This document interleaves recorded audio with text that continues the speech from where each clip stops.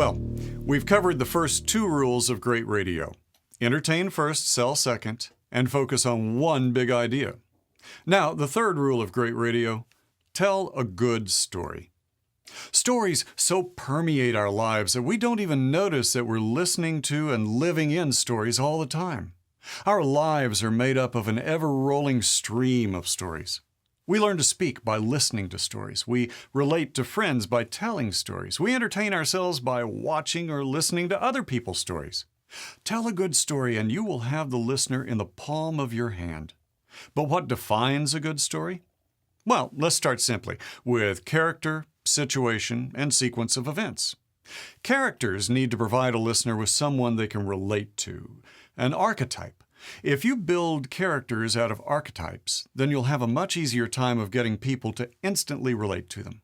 Archetypal characters require much less setup time in a spot.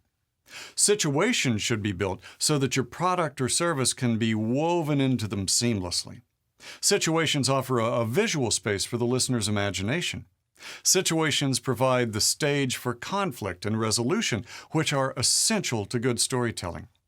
And a sequence of events provides two important things: the ability to move the story through time, and a way to introduce images into a listener's mind by way of imaginative sound effects.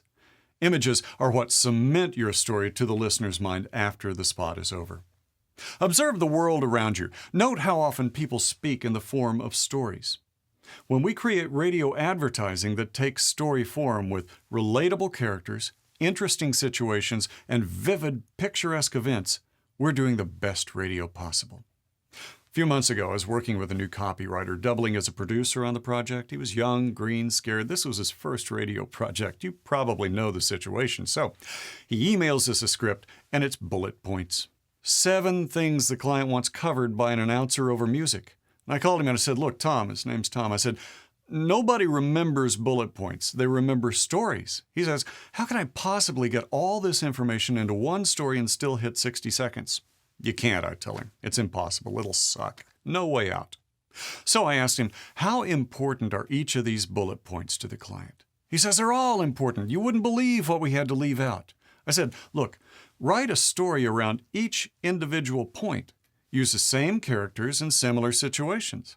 Now you have a lot more than just a one-off spot that's crammed to the gills with information. Now you have a memorable campaign, and you have a much better shot at each point being remembered by the listener, because it will take place in story form. And you can connect all these stories together into one long story arc."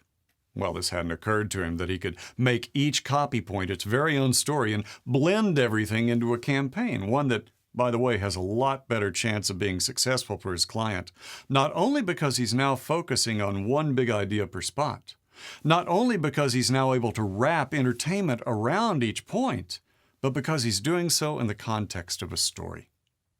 We crave stories. Give the listener what they want. Tell them a good story, and they'll reward you with their undivided attention, which is always the result of great radio.